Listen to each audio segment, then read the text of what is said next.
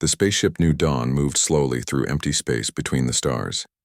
Captain Jake Morrison stood on the bridge looking at the navigation screens while 300 families slept in the spinning sections of the ship. They had been traveling for 18 months toward a new planet called Kepler 442b. This was humanity's first try at building a home beyond their own solar system. "Captain, we are seeing something strange," called Lieutenant Commander Lisa Park from the sensor station. Her voice sounded excited, and that made Morrison turn around right away. "What kind of strange?" "Energy readings, definitely from machines. Multiple contacts coming toward us from our left side." Park's fingers moved fast across her control panel. "Sir, these readings are not like anything in our computer files." Morrison felt his heart beat faster. First contact rules had been taught to every colonial trip, but no one really expected to meet alien life on their first journey. "All hands to stations. Wake up the senior staff and start first contact procedures." In minutes, the bridge filled with key people. Dr. Amy Rodriguez, the trip's chief scientist, came in still fixing her uniform. Commander Rick Stone, head of colonial security, took his place at the weapons station with smooth movements. "We can see them now," Park said. The main screen lit up, showing ships that were unlike anything humans had ever built. They looked smooth and alive, like huge jellyfish made of crystal metal that seemed to glow from inside. 5 ships, each one easily 3 times bigger than New Dawn. "They are calling us," said Communications Officer Paul Martinez. "The signal is being translated somehow by itself. They call themselves the Zephyrian Empire. Put them through." The screen changed to show a being that was both beautiful and scary, tall and graceful, with long arms and legs and features that looked carved from living stone. Its eyes held intelligence that was clearly very old. "Primitive ship," the alien spoke, its voice making sounds that hurt human ears slightly. "I am High Assessor Veltar of the Zephyrian Empire. You will prepare to be examined." Morrison stepped forward, using years of diplomatic training. "I am Captain Jake Morrison of the human colony ship New Dawn. We come in peace, looking to build our first settlement beyond our home system." "Peace does not matter. You will follow examination procedures or face immediate destruction." Before Morrison could answer, the ship shook. Emergency lights bathed the bridge in red as systems began shutting down one by one. "They are using some kind of paralysis field," Stone reported grimly. "All weapons and defensive systems are offline." "Sir," Park's voice was tight with fear, "they are boarding us. Multiple contacts in sections 7 through 12. The examination, as the Zephyrians called it, was methodical and humiliating. The aliens moved through New Dawn like scientists, studying insects, scanning humans with devices that left people sick and dizzy. They showed special interest in the children, separating them from their families despite desperate protests from parents. In the ship's school section, 8-year-old Kevin Walsh held tight to his teacher, Mrs. Betty Collins, as 3 Zephyrians came closer. The boy had been reading about Earth's animals when the aliens arrived, and his book lay forgotten on the floor. "Please," Mrs. Collins begged. "He's just a child. Don't hurt him." The lead Zephyrian, wearing more fancy crystal armor than the others, looked at Kevin with the cold interest of a researcher. "This specimen shows optimal neural development patterns. It will serve as an excellent baseline for primitive cognition assessment." Kevin whimpered as the alien held out a device toward his head. The scanner's energy field caused immediate pain, making the boy scream and shake. His brain was not designed to handle Zephyrian technology, and the rough scanning process damaged delicate brain tissue. "Fascinating," the alien noted as Kevin fell down, blood trickling from his nose and ears. "The primitive nervous system is even more fragile than predicted." Mrs. Collins dropped to her knees beside Kevin, whose eyes had rolled back, showing only whites. His small body twitched with what any doctor would recognize as seizure activity. "You're killing him," she cried. "Does not matter. The data has been acquired." Throughout the ship, similar scenes played out as the Zephyrians conducted their examination, with complete disregard for human suffering. They viewed humanity as they might view any primitive species. Interesting, perhaps, but ultimately disposable in the pursuit of knowledge. After 6 hours, the aliens left as suddenly as they had arrived. They left behind a ship full of traumatized humans and one small boy fighting for his life in the medical bay. Dr. Rodriguez worked frantically over Kevin's still form, using every piece of medical technology available on the colonial ship. The brain damage is extensive, she reported to Morrison, who had remained by the boy's bedside since the aliens left. I have managed to stabilize him, but what, doctor? Without proper brain treatment facilities we don't have out here, he may never wake up, and if he does... She could not finish the sentence. Morrison stared down at Kevin's pale face, machinery keeping the child alive while his brain tried to heal from alien-inflicted trauma. Around them, the ship felt different somehow, as if the very air had been poisoned by what had occurred. The boy's parents, John and Mary Walsh, sat beside the medical bed holding each other and crying quietly. They had joined the colony mission to give their son a better future among the stars. Now they watched machines breathe for him, while doctors fought to save what remained of his damaged mind. "Captain," Dr. Rodriguez said quietly, pulling Morrison aside, "there's something else you need to know. The scanning technique they used, it was crude, almost experimental. They didn't care about preserving brain function. They just wanted data." Morrison felt anger rise in his chest like a cold fire. They used him as a test subject. Worse than that, they treated him like he wasn't even alive, like he was just another piece of equipment to be examined and discarded. Other families gathered in the medical bay, holding their own children close. The Zephyrians had scanned everyone, but Kevin had received the worst of it because his young brain showed the most development potential. He had been selected not for who he was, but for what his neural patterns could teach them about human cognition. Mrs. Collins stood in the doorway, still shaking from what she had witnessed. "He was just reading about lions," she whispered. "He loved the pictures of the cubs playing with their mothers." Morrison looked around at the faces of his people, parents, teachers, children who had been traumatized by their first contact with alien intelligence. The dream of peaceful exploration among the stars had been shattered in 6 hours of systematic humiliation and cruelty. "Send the message to Earth," Morrison said quietly to his communications officer. "Tell them everything. Tell them what they did to our children. Tell them about Kevin." As the quantum transmitter began encoding the message that would change human history, Morrison sat beside Kevin's bed and made a promise to the unconscious boy. What had happened here would not be forgotten. What had been done to one human child would have consequences that the Zephyrian Empire could not imagine. The colony ship New Dawn continued its journey toward Kepler 442b, but everything had changed. They were no longer explorers seeking a new home among the stars. They had become witnesses to an act of cruelty that would awaken something terrible and beautiful in the human spirit. Earth would learn what had happened to Kevin Walsh. And when they did, the galaxy would discover why threatening human children was a mistake no species should ever make.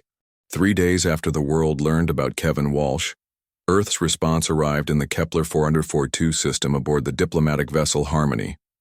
To the Zephyrian Empire, it appeared to be exactly what they expected, a primitive species making a desperate attempt at begging for mercy. Ambassador David King stood in the Harmony's small bridge, reviewing his instructions one final time. The ship itself was deliberately modest, carrying no visible weapons and broadcasting continuously on frequencies that indicated peaceful intent. Everything about their approach screamed submission and fear. "Remember," King told his small crew, "we are terrified primitives begging for mercy. They need to believe that completely." The Harmony was intercepted within hours of entering the system by a Zephyrian patrol squadron. High Assessor Veltar himself came aboard, his crystal armor catching the light as he moved through the human ship with obvious disgust. "So the primitive homeworld sends a messenger," Veltar observed, his voice making the ship's hull ring like a struck bell. "You come to beg for the survival of your species." King dropped to his knees, exactly as rehearsed. "Great Assessor, we come to offer tribute and submission. Earth acknowledges the superiority of the Zephyrian Empire. Wisdom, for primitives. What tribute do you offer? Our entire space-based infrastructure, King replied, producing a data pad that contained what appeared to be complete technical specifications for every human space station, satellite, and defensive platform. Our weapons technology, our industrial capacity, our population centers, everything. Veltar took the pad, his long fingers manipulating it with casual expertise. The data was genuine mostly. Hidden among the real information were subtle alterations, false technical specifications, and deliberate omissions that would take sophisticated analysis to detect. Your weapons are pathetic, Veltar noted after scanning the files. These nuclear missiles are crude chemical explosives. Your defensive platforms are minimal. We are a young species, King stammered convincingly. We have only just begun to explore space. Please, we ask only that you spare our children. Something flickered in the alien's ancient eyes. Your concern for offspring is noted. It demonstrates appropriate primitive instinct. The negotiation that followed was humiliating by design. King agreed to every Zephyrian demand. Earth would become a tributary world, providing resources and labor. Humanity's space-based assets would be dismantled under alien supervision. Most crucially, Earth would surrender complete control of their spacefaring capabilities. You have 72 of your rotation periods to comply, Veltar declared. Failure will result in the sterilization of your homeworld. The Harmony departed, Kepler 442 system carrying what appeared to be Earth's complete capitulation. Veltar watched the primitive ship limp away on its slow journey home, already planning how the Zephyrian Empire would incorporate humanity's resources. He had no way of knowing that David King's final transmission to Earth contained a single coded phrase. Guardian Eagle is airborne. Back on Earth, the public saw exactly what they were meant to see. News broadcasts showed President Carter announcing humanity's surrender, her voice heavy with defeat as she outlined the terms of Earth's submission. Protests died out as people realized the hopelessness of their situation. The alien technology was simply too advanced. What the public did not see were the coded orders flowing through military channels worldwide. Project Guardian moved into its second phase as humanity began the most complex deception in history.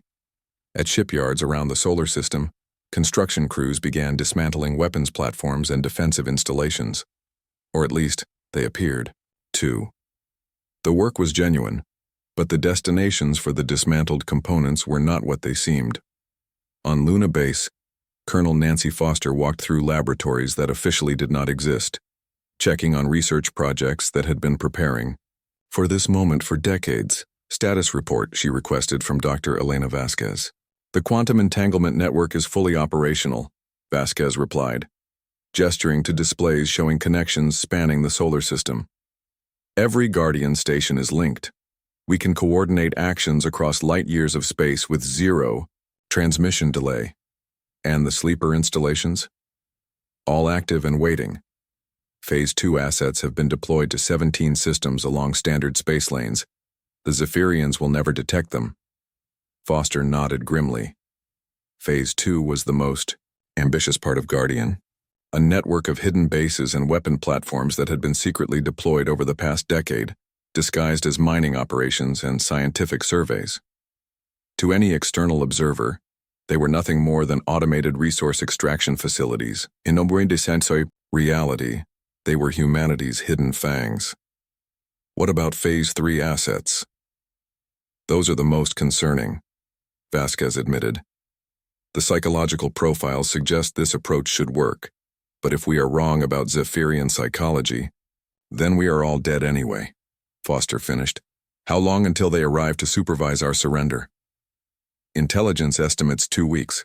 They are bringing a fleet to oversee the dismantling of our space defenses.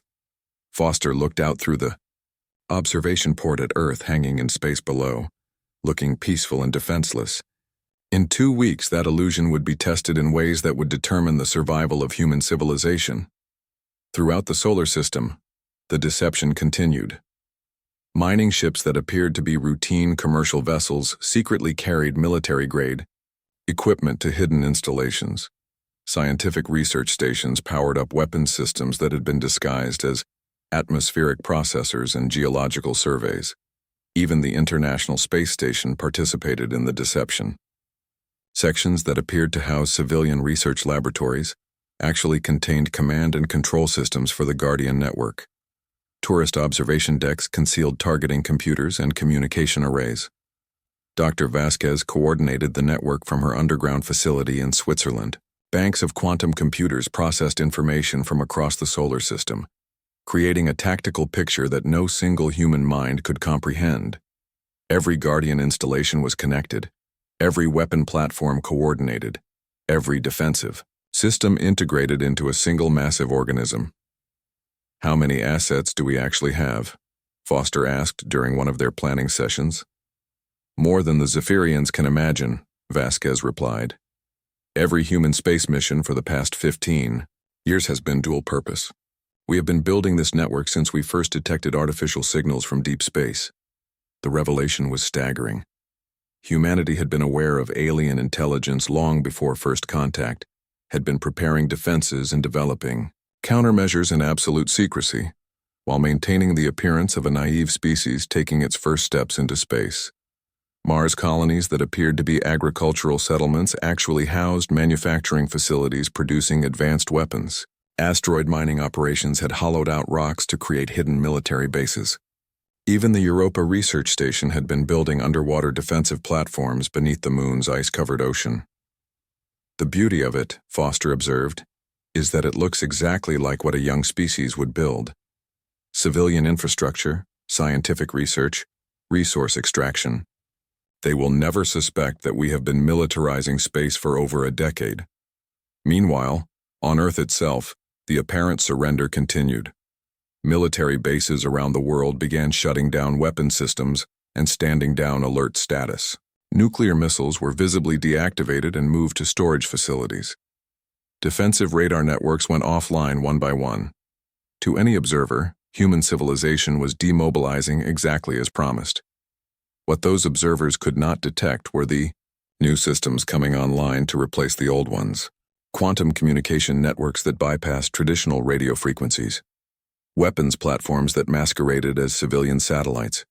Command centers hidden in subway tunnels and abandoned mine shafts. President Carter played her role perfectly, appearing defeated and broken as she announced each new concession to alien demands. Her approval ratings plummeted as the public saw their leader apparently surrendering human independence without a fight. What the public did not know was that every surrender was actually a tactical deployment. Every dismantled weapons system was being replaced by something better hidden and more powerful. Every apparent retreat was actually an advance disguised as defeat. The Zephyrians were expecting to find a broken species ready for subjugation. Instead, they would discover something that their ancient intelligence could not comprehend. A species that had turned deception itself into a weapon. In hospitals around the world, doctors worked frantically to develop treatments for neural damage caused by Zephyrian scanning technology. Kevin Walsh had become more than a symbol. He had become humanity's promise that no alien would ever again harm a human child without consequences. The trap was set. The deception was complete. The hidden weapons were armed and ready. Now they just had to wait for the Zephyrians to walk into it. The quantum communication array at Luna Station received Morrison's transmission at 14:37 GMT on a Tuesday that would forever change human history. The message traveled across impossible distances, carrying more than just information. It carried the pain of parents and the rage of a species that had just learned it was not alone in the universe. President Helen Carter was in the middle of a budget meeting when her chief of staff, Gary Williams, burst into the Oval Office with a face white as snow. "Madam President, you need to see this right now." The recording played on the secure monitor. Morrison's voice stayed steady despite the anger underneath. Behind him, medical equipment beeped steadily, watching over a small form that barely made a bump under the white sheets. "They called it an examination," Morrison's recorded voice explained. "They treated our people like laboratory animals, and when 8-year-old Kevin Walsh tried to hide, they used him as a test subject for their scanning technology. The brain damage is severe. Dr. Rodriguez says..." The captain's voice broke slightly. She says he may never wake up. Carter felt something cold settle in her chest as she watched the recording. In her 40 years of public service through wars and disasters and political crises, she had never felt anger like this, pure and clean and completely focused. "How long until this message reaches the public?" she asked. "CNN is running the story in 20 minutes, Williams replied. The quantum burst was picked up by civilian monitoring stations. Carter nodded, grimly. "Get me the Joint Chiefs, the directors of NASA, Space Force, and every allied head of state. Emergency session in 1 hour." "What should I tell them it's about?" The president stood and walked to the window overlooking the White House lawn, where tourists took pictures and children played. Normal life, continuing without knowing how the universe had just changed. "Tell them we are activating Project Guardian." Williams blinked in surprise. Project Guardian was theoretical, a backup plan developed by Pentagon strategists for a scenario no one truly believed would happen. "Ma'am, are you certain?" "Gary, they hurt our child. They hurt a human child and felt nothing about it." She turned back to face him, and Williams saw something in her eyes that made him take a step backward. "I have never been more certain of anything in my life." Within hours, the story exploded across global media. The footage from New Dawn, transmitted by desperate parents, showed scenes that ignited something primal in human consciousness. Kevin Walsh became a symbol, his small face appearing on screens worldwide as protesters filled streets from New York to Tokyo to London. But the most significant response came from places the public never saw. In a bunker beneath the Swiss Alps, Dr. Elena Vasquez received a coded message that made her close her current research immediately. Project Guardian had moved from theoretical to active status, and her work on quantum entanglement communication networks was suddenly humanity's highest priority. In orbit around Mars, Admiral Chris Hayes ordered the recall of all deep space survey missions. The ships officially listed as mineral prospecting vessels began returning to Sol system, their true purpose about to be revealed. On Luna Base, Colonel Nancy Foster walked through corridors that most humans did not know existed, past laboratories, where Earth's brightest minds had been working on technologies officially classified as impossible. The public saw rage and protest. World leaders saw something much more dangerous, the awakening of a species that had been preparing for this moment without even knowing it. "How long?" Carter asked during the emergency session, looking around. The table it faces representing every major power on Earth. Phase 1 can be implemented in 72 hours, reported General Alan Price from Space Force Command. Phase 2 will take longer. And Phase 3? Price exchanged glances with his colleagues. Phase 3 depends on whether they are as arrogant as our xenopsychology team believes they are. Explain. Dr. Susan Clark, Earth's leading expert on theoretical alien psychology, leaned forward. Based on their behavior during the examination, the Zephyrians view humanity as primitives. They expect us to respond like any primitive species would, with fear, submission, or ineffective aggression. And we are not going to do any of those things.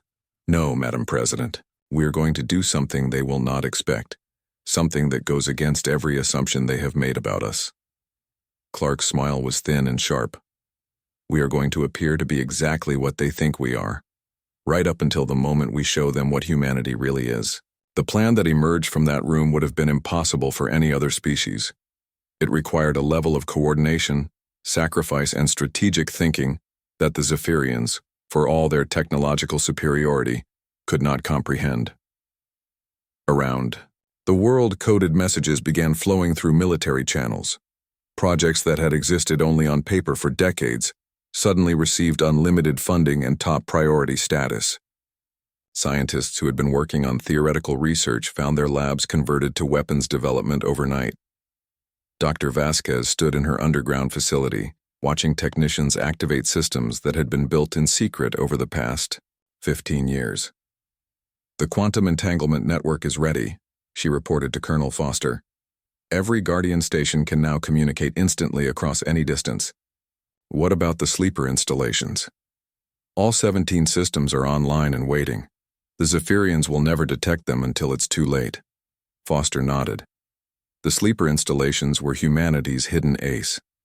For over a decade, ships disguised as mining operations and scientific surveys had been secretly deploying weapon platforms throughout nearby star systems. To any observer, they looked like automated resource extraction facilities. In reality, they were humanity's fangs waiting to bite. Meanwhile, the public response continued to build. Kevin Walsh's picture appeared on every news channel, showing a smiling 8-year-old boy holding a book about Earth's animals. The same book he had been reading when the aliens heard him. Protests filled every major city on Earth. Parents held their own children closer, imagining what John and Mary Walsh were going through as they sat beside their son's hospital bed. The boy had become more than a victim. He had become a symbol of every human child who deserved protection. But beneath the public outrage, something else was happening. Something the Zephyrians would never understand because they had never encountered a species like humanity. Every human parent, teacher, doctor, and scientist was asking the same question. Not, how do we surrender, or how do we negotiate, but how do we make sure this never happens again? The answer was Project Guardian, a plan so ambitious and so secret that even most world leaders had not known it existed until Kevin Walsh's blood began flowing from alien-inflicted wounds. In laboratories, around the world, scientists worked around the clock developing new technologies, not just weapons but communication systems, defensive platforms, and medical treatments. Everything needed to protect human children from alien threats. Dr. Amy Rodriguez, still aboard the New Dawn, transmitted detailed medical data about Kevin's injuries back to Earth. Teams of neurologists and brain surgeons studied every scan, learning how Zephyrian technology affected human neural tissue. "We will find a way to heal him," Dr. Rodriguez promised Kevin's parents as they maintained their vigil beside his bed. "And we will make sure no other child ever suffers like this." What she did not tell them was that Kevin's injuries were teaching Earth scientists something crucial about Zephyrian technology. The crude scanning process had revealed how alien neural interfaces worked, giving human researchers the key to infiltrating Zephyrian communication systems. As the first week after the incident ended, President Carter stood before the United Nations General Assembly. The speech was broadcast to every human settlement in the solar system and transmitted toward the New Dawn. "Today we learned that humanity is not alone in the universe," she said, her voice carrying across the globe. "We also learned that some forms of life do not share our values. They do not protect their young. They do not value individual life. They see us as specimens to be studied and discarded." She paused, looking directly into the camera. "They have made a mistake. They have shown us who they are. Now we will show them who we are." The president did not mention Project Guardian. She did not reveal the secret weapons or hidden installations or quantum communication networks. She simply made a promise that every human understood. No alien would ever again harm a human child without facing consequences that would echo across the galaxy. The message was clear.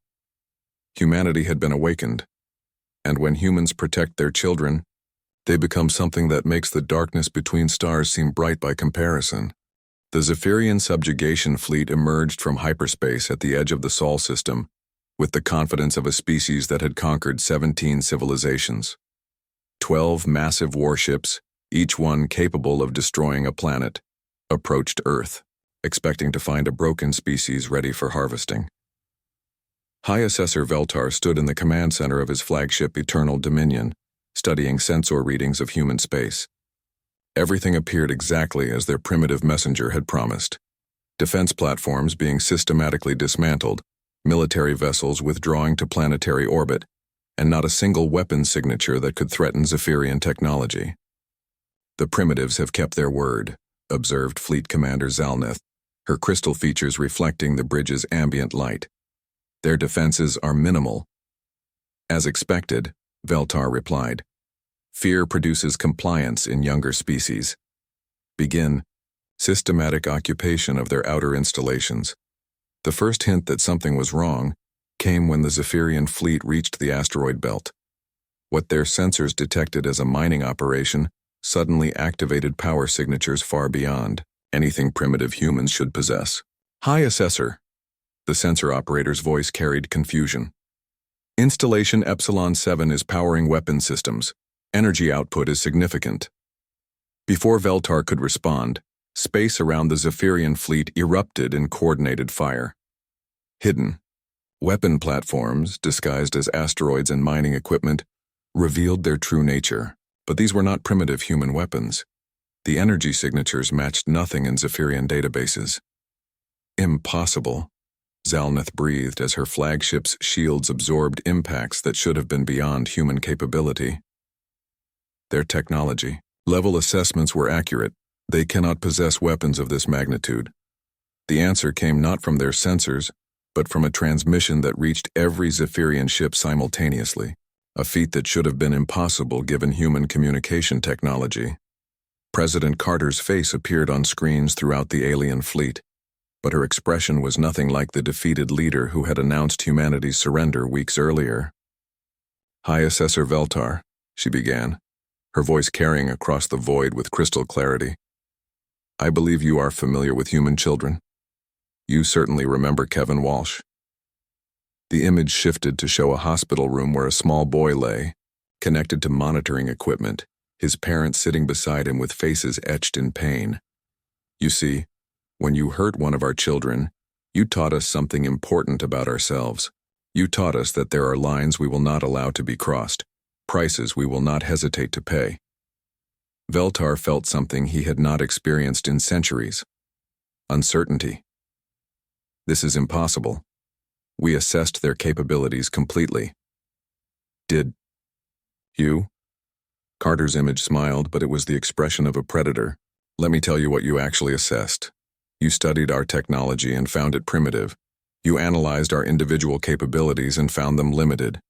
You observed our military response and found it inadequate. The president paused, and around the Zephyrian fleet, more hidden installations came online. Not just in the asteroid belt, but throughout the solar system, concealed among the moons of Jupiter, hidden in Saturn's rings, disguised as routine scientific equipment in a dozen locations. But you never assessed the one thing that makes humanity truly dangerous. You never understood what happens when you threaten our young. The tactical display in Veltar's command center suddenly filled with contact signatures. Dozens of them, all previously undetected. Human ships decloaked throughout the system, their designs unlike anything seen during the first contact assessment. You see, we have been preparing for you for a very long time, Carter continued. Not for the Zephyrian Empire specifically, but for the possibility that someone somewhere might think human children were acceptable targets. Dr. Elena Vasquez appeared on screen beside the president. High Assessor, you are experiencing quantum entanglement communication. Instantaneous information transfer across any distance. A technology we developed specifically for this scenario. Every Guardian installation can coordinate perfectly, making your fleet's tactical advantages irrelevant. The first Zephyrian ship to fall was the heavy cruiser Void Render, overwhelmed by concentrated fire from 6 hidden platforms simultaneously. Its shields, designed to withstand conventional energy weapons, could not adapt quickly enough to the focused quantum disruption beams that tore through its crystal hull. Impossible, Zalneth snarled. Their industrial capacity cannot support this level of development. Cannot it? Carter's voice carried grim satisfaction. Did you know that humans have been exploring space for over 60 years? Did you think those mining operations and scientific surveys were really what they appeared to be? The terrible truth became clear as Veltar accessed deeper intelligence files. Every human space mission for the past decade, every supposedly civilian installation, every routine survey expedition, all of it had been part of a massive deception.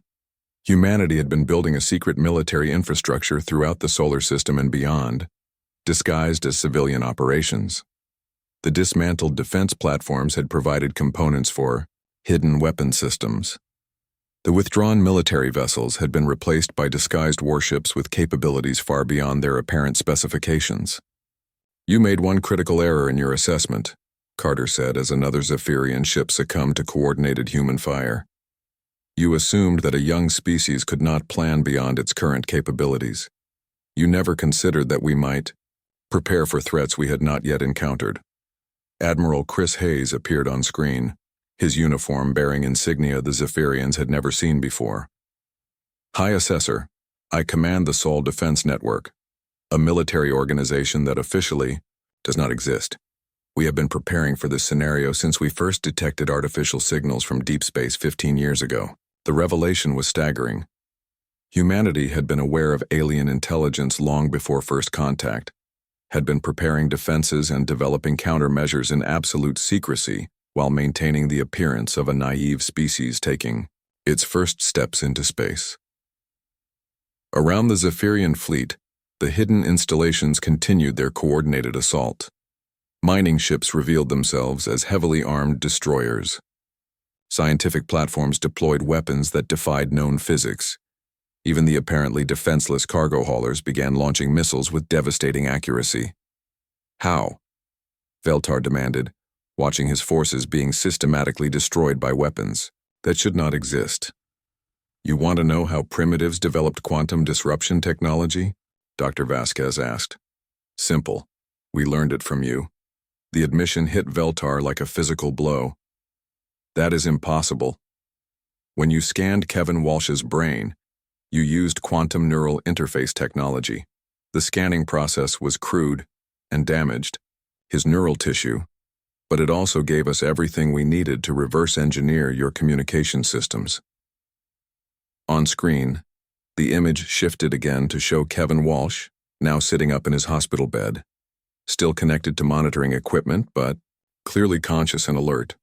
High Assessor, the boy said, looking directly at the camera with 8-year-old directness. You hurt me really bad, but my doctors are really smart, and they figured out how to fix what you broke. Dr. Amy Rodriguez from the colony ship New Dawn stepped into view beside the boy. The scanning process you used provided invaluable data about Zephyrian neurology. We have learned to reverse engineer your quantum communication systems and developed countermeasures for your neural scanning technology. The implications were staggering. The humans had not just survived the assessment. They had learned from it, adapted to it, and turned it into a weapon against their attackers. Every Zephyrian ship uses quantum-linked navigation and communication systems, Vasquez continued. Systems that are now compromised because you could not resist scanning a human child's developing neural pathways. Suddenly, the Eternal Dominion's own systems began turning against it. Navigation showed false readings, communications carried corrupted data, and weapons targeting became unreliable. The humans had penetrated Zephyrian quantum networks using knowledge gained from their own assault on Kevin Walsh. You wanted to assess humanity, President Carter said, her image appearing again with an expression of cold satisfaction. Allow us to provide a complete evaluation. The screen filled with data. Not technical specifications or military capabilities, but something far more revealing. Population statistics showing that every human colony ship carried families. Educational records proving that human children received protection priority in every emergency procedure. Historical documents demonstrating that crimes against children carried the highest penalties in human society. For 3 million years of human evolution, Carter explained, our species has prioritized child protection above all other survival imperatives. We are biologically programmed to sacrifice everything, including our own lives, to ensure the survival of our young. Around the Zephyrian fleet, more ships fell to the coordinated human assault. The aliens found themselves fighting not just superior technology, but a level of tactical coordination they had never encountered. Every human platform moved in perfect synchronization with every other, creating a web of overlapping fire that made evasion impossible. Admiral Chris Hayes took over the presentation. When High Assessor Veltar faced a decision that no Zephyrian commander had confronted in over 1,000 years of galactic dominance, his fleet, which had arrived expecting to subjugate primitives, was being systematically destroyed by weapons that should not exist and tactics that defied conventional military doctrine. High Assessor, Fleet Commander Zalneth reported, her voice tight with disbelief. We have lost 7 ships. The Void Render, Crystal Dawn, Infinite Reach, Stellar Pride, Cosmic Spear, Nighthammer, and Deep Strike are gone. The remaining vessels are taking heavy damage from coordinated attacks. Around them, the Bridge of Eternal Dominion shuddered as quantum disruption beams hammered their shields. Warning indicators painted the command center in urgent red light as systems strained beyond their design limits. Their weapons, Veltar demanded, studying the tactical display. How do primitives possess such technology? The answer came from an unexpected source. Dr. Elena Vasquez appeared on their screens again, but this time she was not alone. Behind her stood a figure that made Veltar's ancient blood run cold.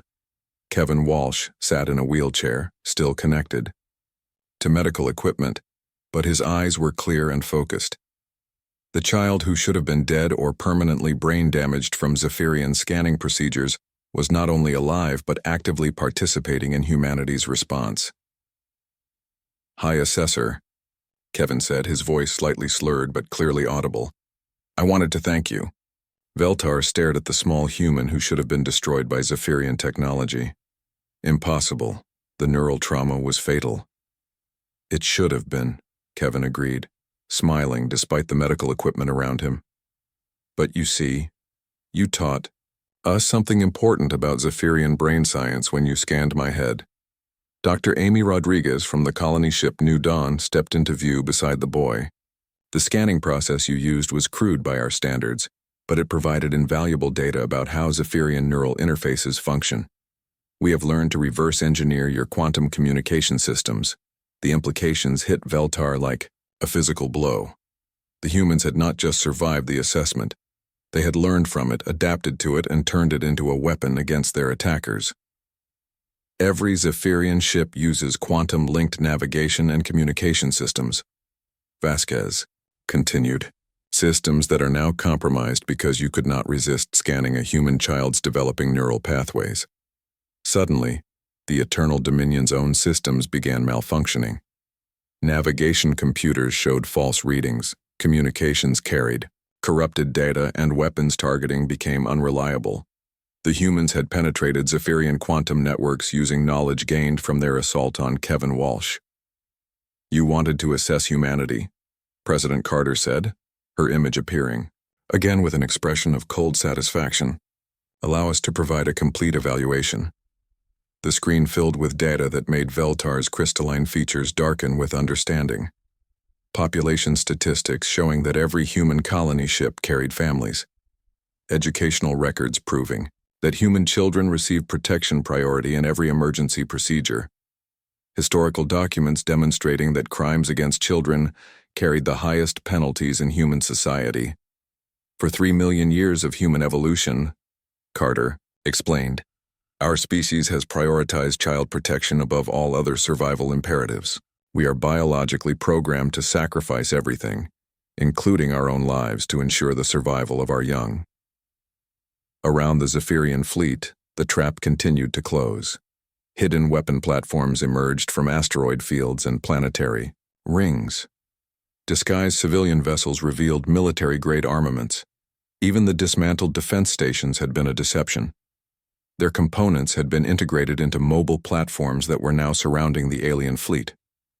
"When you harmed Kevin Walsh," Admiral Chris Hayes said, taking over the transmission, "you triggered a response that goes beyond military action or political decisions. You activated an evolutionary imperative that cannot be negotiated with, compromised with, or reasoned with." The tactical display in Veltar's command center painted a picture of complete tactical disaster. 8 Zephyrian ships remained against dozens of human platforms, all coordinated through quantum communication networks they could not jam or disrupt. Every movement of the alien fleet was anticipated and countered before it could be completed. "Surrender, now," Carter demanded again, "and your surviving ships will be allowed to leave this system. Continue this attack, and we will demonstrate why threatening human children is a mistake no species makes twice." Veltar looked around his bridge at crew members whose crystal features showed the first fear many had experienced in centuries. The primitives had outmaneuvered the Zephyrian Empire through deception, so sophisticated it had taken decades to implement. More than that, they had demonstrated something that challenged fundamental assumptions about young species. the ability to plan and prepare for theoretical threats with a level of coordination that suggested true collective intelligence rather than primitive individual responses. "What happens if we surrender?" he asked, his voice carrying the weight of 1,000 years of unchallenged dominance. "You leave this system immediately and never return," Carter replied without hesitation. "You spread word throughout your empire that human space is forbidden territory. Most importantly, you ensure that no Zephyrian ever again harms a human child. And if we refuse?" The screen shifted to show weapon batteries throughout the solar system. Massive installations that had been disguised as civilian infrastructure for over a decade. Each one was aimed at the remaining Zephyrian ships with targeting precision that left no room for evasion or escape. Then you discover why threatening our children is a mistake no species survives making twice. Another Zephyrian ship, the battlecruiser Star Render, succumbed to focused fire from multiple human platforms. Its shields collapsed under quantum disruption beams while its hull was torn apart by weapons that defied Zephyrian understanding of physics. Veltar closed his ancient eyes, processing the complete reversal of everything he thought he understood about human capability and psychology. The primitives had not just defended themselves, they had created a trap so sophisticated that it had taken decades to prepare and execute. "Fleet Commander Zalneth," he said quietly, his voice carrying defeat for the first time in centuries. "Signal general retreat. All ships withdraw immediately." "High Assessor?" "We have encountered something unprecedented," Veltar admitted, watching human weapons track his fleet's movement with mechanical precision. "A species that weaponizes parental instinct and turns deception into strategic doctrine." The surviving Zephyrian ships began their withdrawal, but not before President Carter delivered one final message that would echo through galactic civilization for centuries to come. "Kevin Walsh will make a full recovery," she announced, her voice carrying pride and fierce determination. "Our medical teams have repaired the neural damage you caused and developed treatments that will prevent similar injuries in the future. He is returning to school next week." The image shifted to show the boy again, this time standing without assistance and holding the same book about Earth's animals that had been in his hands during the assessment. His parents, John and Mary Walsh, stood beside him with tears of joy and relief on their faces. "High Assessor," Kevin said, looking directly at the camera with the honest directness that only children possess. "Next time you meet humans, remember that we protect our children, all of them. Always." As the Zephyrian fleet limped away from Sol System, battered and humiliated beyond measure, Veltar transmitted a priority message to the Empire's ruling council. The assessment of humanity required complete revision. They were not primitives stumbling into space. They were apex predators who had learned to disguise their fangs until the moment they chose to strike. More dangerous than their technology or their tactics was their psychology. A species programming that made them collectively lethal when their young were threatened. The Zephyrian Empire added human space to their forbidden territories list, along with a simple notation that would echo through galactic civilization. Child protective species. Approach prohibited. Assessment incomplete due to observer survival limitations. On Earth, Kevin Walsh returned to his interrupted reading about lions and wolves and other predators that would do anything to protect their cubs. He understood now that humans belonged in that category, and that sometimes being a predator meant being the good guys. The boy's recovery became a symbol of human resilience and determination. Medical centers around the world used the treatments developed from his case to help other victims of neural trauma. His name became synonymous with the idea that human children were not acceptable targets for anyone, anywhere in the galaxy. In the years that followed, human exploration resumed with a new understanding of their place in the universe. They were not alone, but they were also not defenseless. The Guardian network remained active, hidden among civilian installations throughout human space, ready to activate at the first sign of any threat to human children. The galaxy had learned an important lesson about humanity. When you harm their children, they do not just fight back. They become something that makes the darkness between stars seem bright by compa.